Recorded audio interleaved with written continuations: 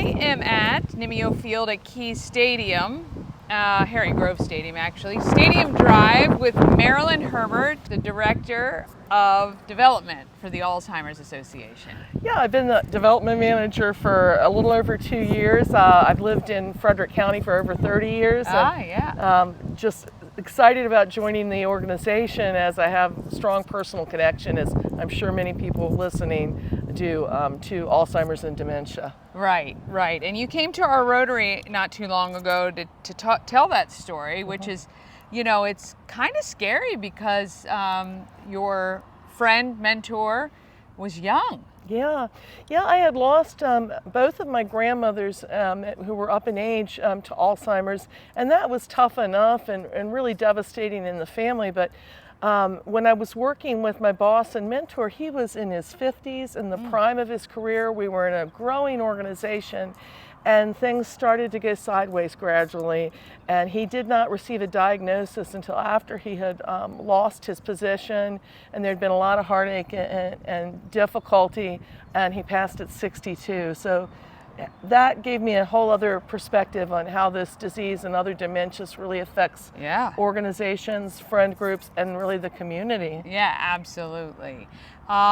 So you are in charge of the Alzheimer's Walk, which happens October 13th, right? Yes, our Walk to End Alzheimer's takes place Sunday, October 13th, and we're here at Grove Stadium. We begin here, and then we proceed after a ceremony into downtown Frederick, around the Carroll Creek, and back here. It's a little under 2 miles of a route, but people can walk as far as they feel comfortable. Yeah. So number one, how do people participate in the Alzheimer's Walk if they want to take part? Sure.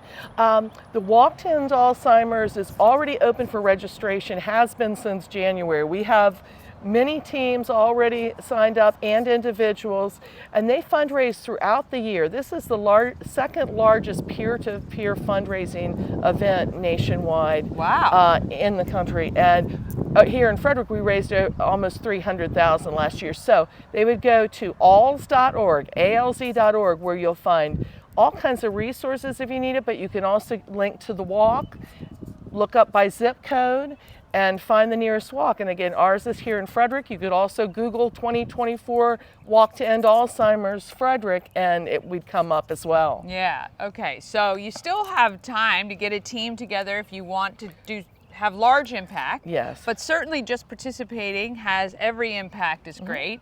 And then you can come out here in October and actually do the walk. What other things can we do as a community to support what you're doing to end Alzheimer's? Well, we're looking for leaders that are willing to come alongside us, whether it be to form a team in their business, to be part of our board at the Maryland chapter-wide, or to become leaders with the walk initiatives that are starting. We are looking, of course, for sponsors, volunteers the day of the event. We do have opportunities, both ongoing volunteer opportunities as well as on the day of, on-the-job training. There is no fee if you do join us in the walk, no fee to register and no minimum fundraising requirements. Of course, we hope you'll be able to raise a little funds, but we most of all want you here at the walk. It's oftentimes the first time that someone connects with others that are caring for someone with the disease or living with the disease, and there'll be a wealth of resources at our resource table, and you'll hear from some speakers as well. But getting involved now, connect directly with me for both one-time opportunities in the community leading up to the walk.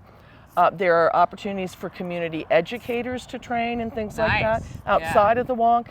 And again, my name is Marilyn Herbert, and you can reach me at MJ Herbert, that's MJHERBERT at alz.org. And that's it. I'd love to meet you. I'd love to discuss how you can plug in not only to the walk, but the greater work of the association. Yeah.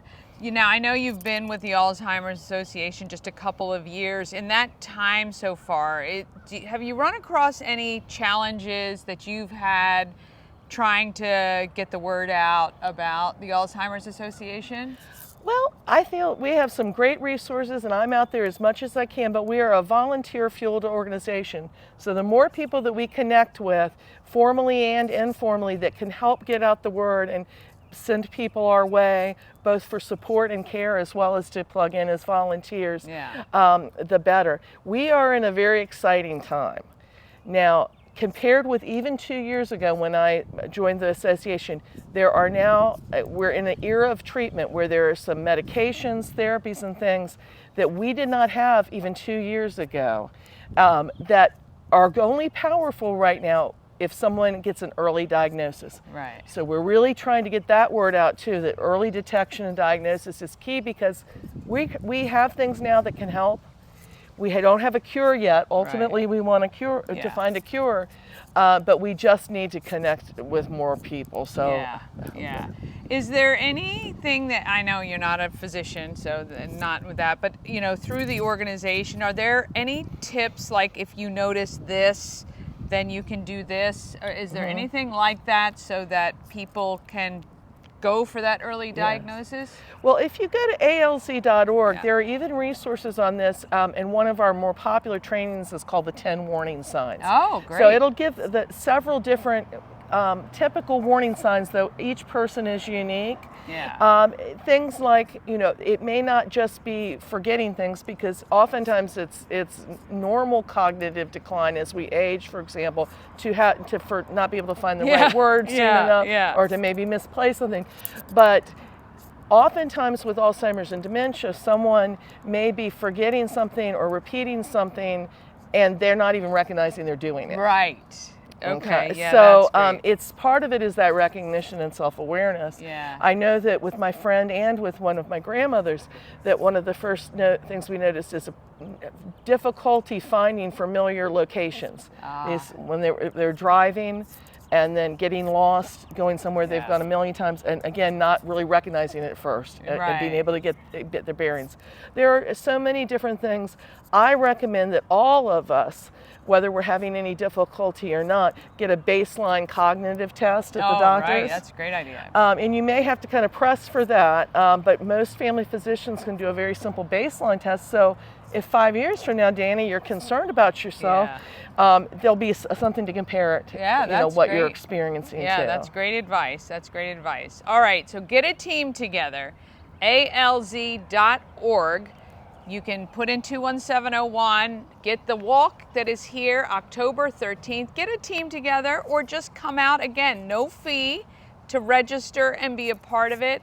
And if you're certainly dealing with somebody immediately that has had Alzheimer's or has Alzheimer's right now, you'll be amongst people who have felt the same, right? And you're amongst a community of people that will provide resource and camaraderie and, you know, wrap their arms around you during what we know is a difficult time. We want to thank Marilyn Herbert, and we will make sure all the website and everything is on the screen. Thank you for the time today, and we look forward to being out here in October. Hope to see you then.